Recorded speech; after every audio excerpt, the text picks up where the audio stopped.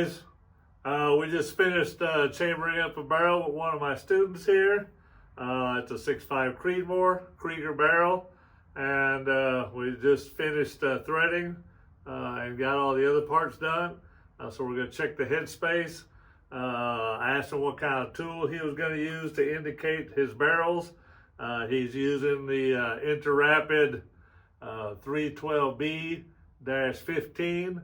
It's a true half thousandths long stem indicator, unlike the 1/10 that when you put the long stem on it, you introduce hysteresis into the mix right there, giving you not so true a reading. Anyway, what we're going to do, we're going to look at the finished chamber real quick, see what the free bore and the throat looks like, especially since we did it without a pilot. And then we're going to use his indicator to check the runout in the throat, in the neck, in the body, on the counterbore that we cut, on the OD right up against the barrel where the threads terminate, to see if we induced any runout in the process all along the way.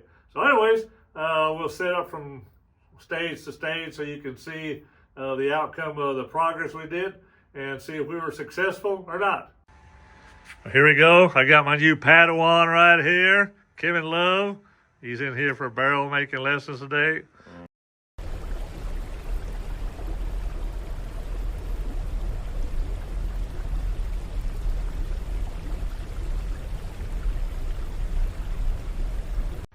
Okay guys, like I said, we just finished threading this barrel. We're going to use the student's InterRapid indicator right here, the 312B-15. Again, this is a true half thousandths indicator. It's got the long 2 3/4 inch length stem on it. It's not like the ones that you use or use a 1/10 indicator and then add the stem, which causes quite a bit of hysteresis when you're using that indicator. So anyway, our goal that we started out to achieve was to not induce any more runout than what we had on the InterRapid when we started, which was basically none whatsoever. This big long drain tube you see sticking out of the barrel is actually not a drain tube. It's the cable to my test long. I've got it permanently set up on the lathe. I'll mount one on my other lathe here pretty soon. It's just nice when you've got a student and he wants to see what you're doing inside the barrel. You can just turn it on, put it inside the barrel at any point in time, and either document what you're doing or check and see if you're achieving the finishes that you're looking for. Anyway, the tool post that we just finished threading with is an Aloris tool post, Aloris tool holder.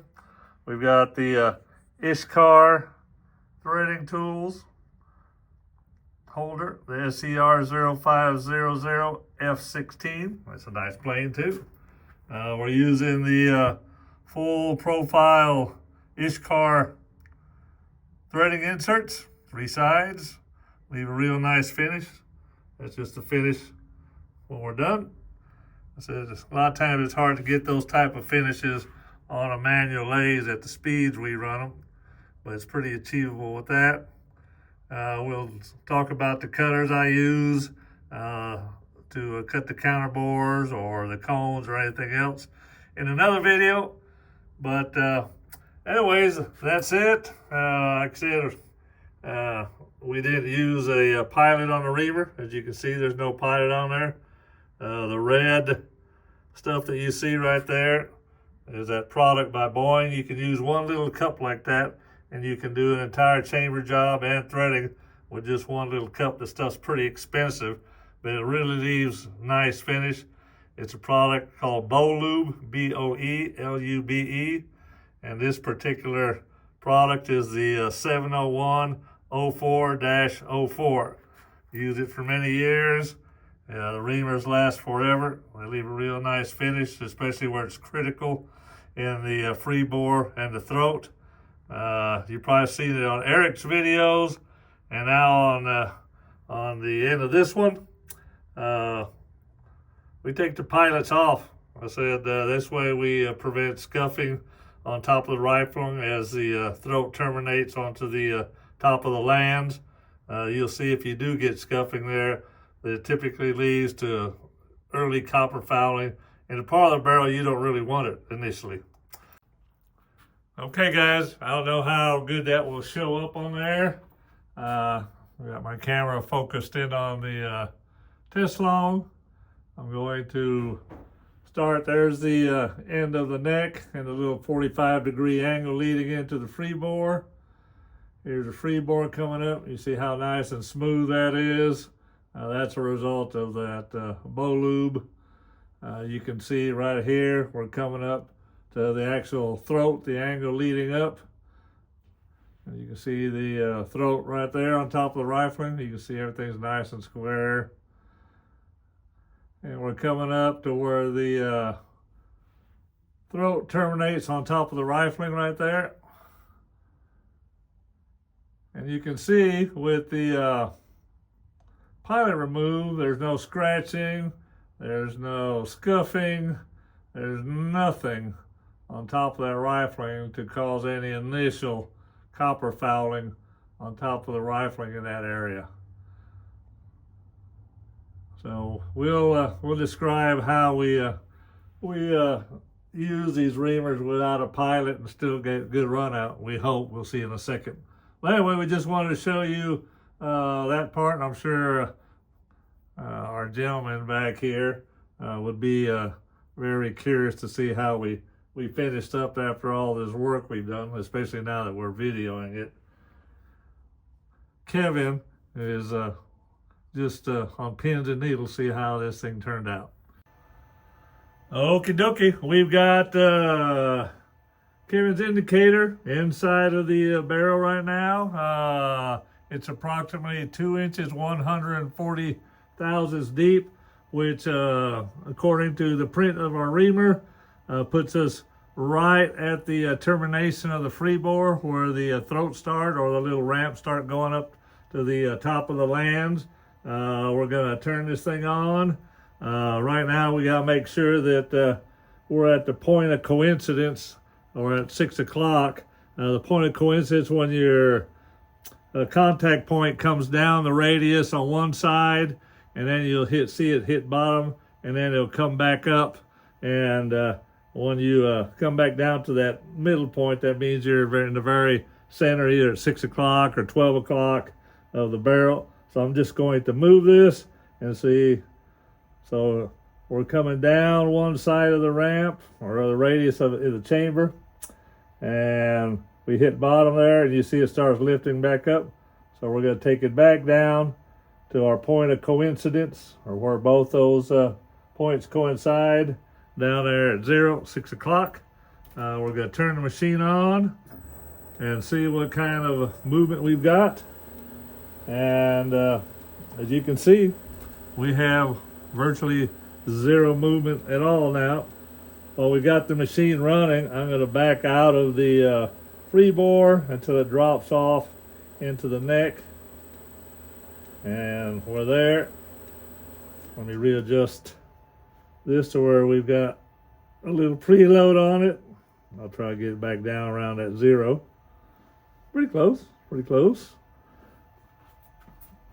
And I see we can still see it in the camera. I'll make sure that we're at our point of coincidence. I guess it doesn't matter where it's at. If it's moving, you'll see the movement. There again, we're just in the neck.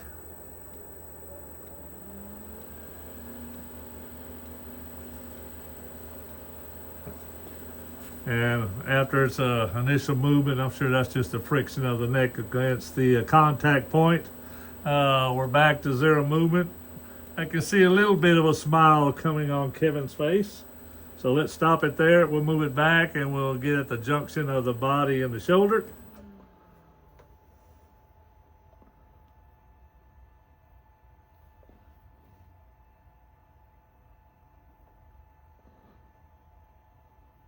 Okay, there we are. We're going to do a little preload here again. Oh, I've been hitting that pretty good. Maybe careful it won't fire me.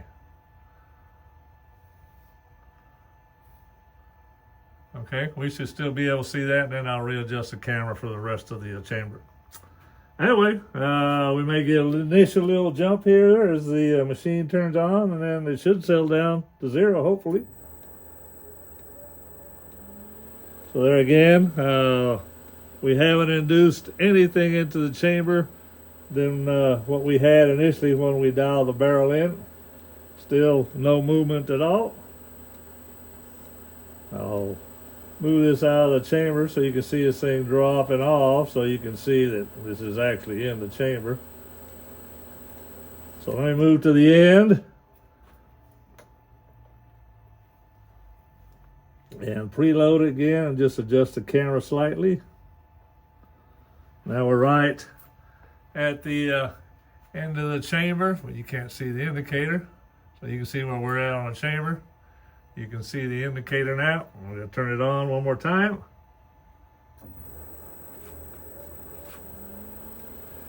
Again, still on 0. I think Kevin might actually pay me today. So we'll do. So once we've got the chamber done, the next operations we do is a thread and then cut the counterbore last. So those two operations right there apply a little bit more force to our setup and can possibly cause some run out. We'll see if our tools were good enough as to not to do it. Let me check, make sure we don't have any. We're at the point of coincidence down here. I should do it right there. So let's see what we got.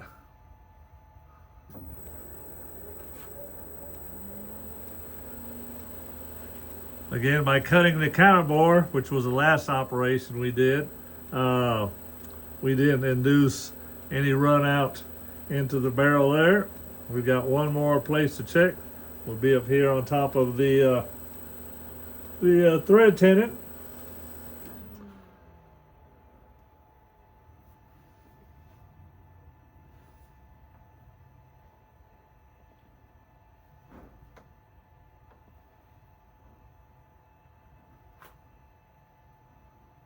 Get some preload on here.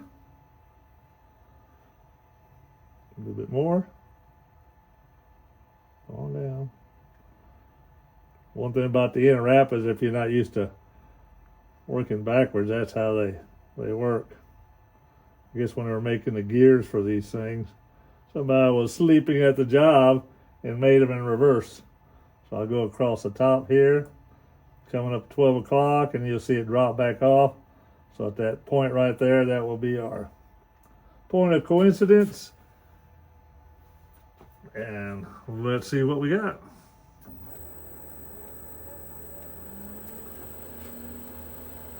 There again, no movement at all. So we've checked the freebore, we checked the neck, we checked the body at the junction of the body and the shoulder. We checked at the breech end of the chamber as it enters the counterbore where the bolt nose of this Remington will go into it.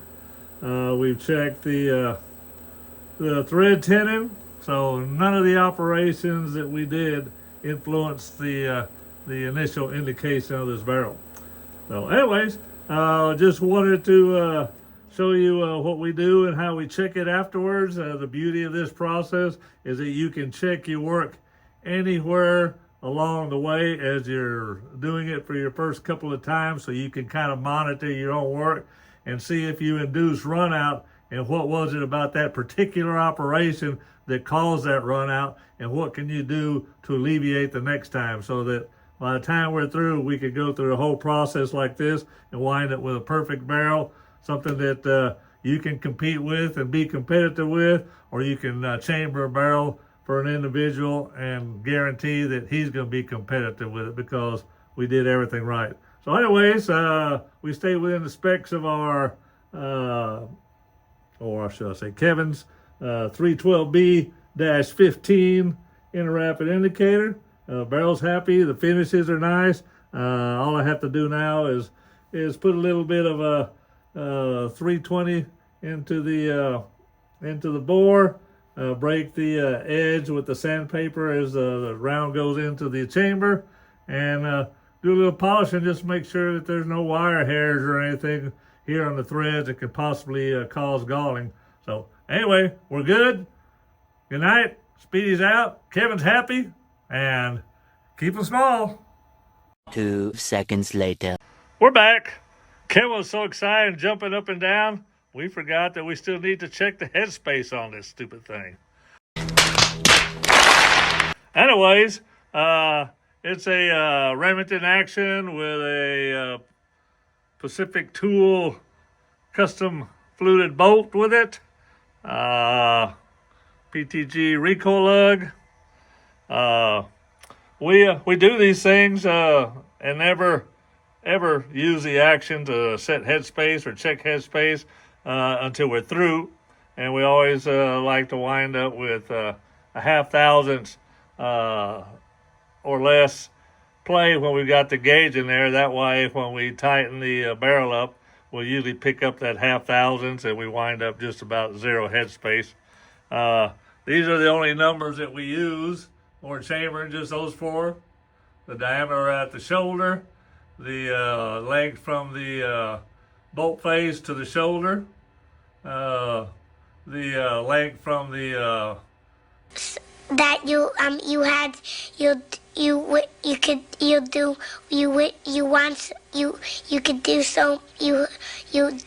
could base of the case to the beginning of the throat or the end of the free bore, however you want to look at that.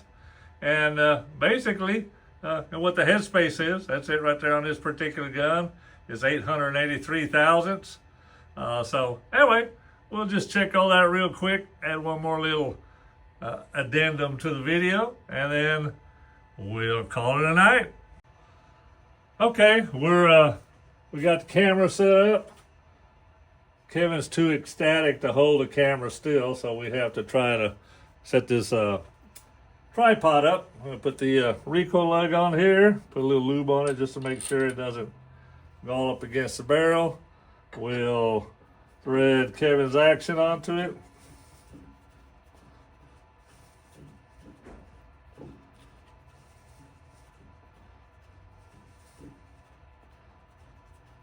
Three days later, I get the action on.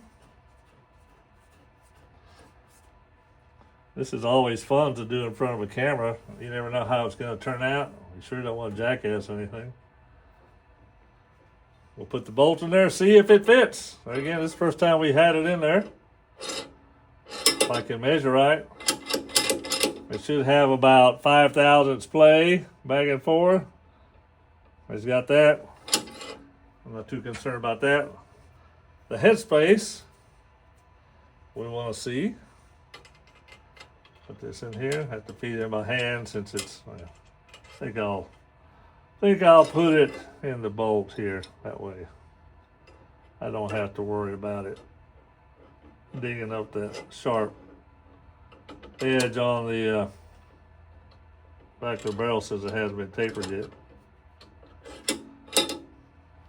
So we'll rotate this little boy. We'll set up the indicator.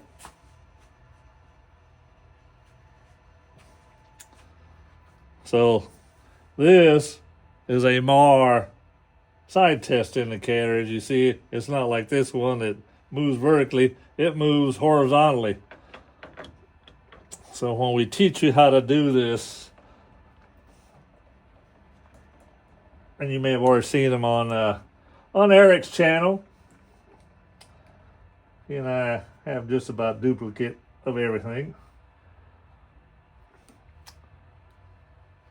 So let me see if you can see this dial indicator or not. Okay, we've got this baby set up now where you can see it. And I said I like to keep it around a half thousandths or so on my final headspace so that when we torque this barrel up to 100 foot-pounds, that we'll have almost zero headspace. So right now you get, if I push it back and forth, I'm just looks like each one of those marks is a half thousand, so I'm not quite going to the half thousands mark, and it's coming back to 0. So we're within that half thousands margin. That's pretty happy right there, and I think when we tighten this baby up, we'll be good. So that was the last part we meant to show you, but like I said, camera was so excited jumping up and down, I completely forgot that we mentioned we're going to check the headspace on this thing. So anyways, again, keep them small. Have a safe and happy new year, and God bless you all. Hasta la vista. A few moments later. Well, while we were at it, you just thought you were rid of me. We thought we'd show you another way to check the headspace. There again, you might have seen this on my good buddy Eric Cortina's Patreon channel when he shows you how we chamber barrels. This is the way I taught him to check the headspace. We'll go in there, we'll put our gauge in the barrel. I like putting my reamer up against it to make sure it's all square in there and not leaning down at an angle that the reamer will force the cone produced by the shoulder. So you got the cone of the gauge meeting the cone of the shoulder, and they align each other. And with that, you can take some real accurate headspace measurements. I think in the previous snippet of the video, we mentioned that the headspace on this gun was 0.883. So we're going to set this to 0 here. And we're going to 0 our DRO at that point. We're going to come off of this. And we're going to touch our shoulder. And come back up to 0.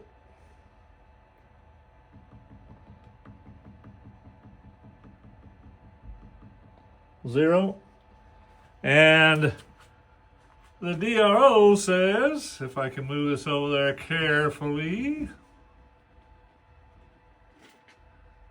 it says, there it comes, there it is, 0.8824. Like I said, we're right around that half thousandths mark. When we tighten that up, we'll be at 0 headspace. And again, if we look over here on our print, right there, you see where it says headspace, Eddie Brown's gun, 0.883. So everything's good.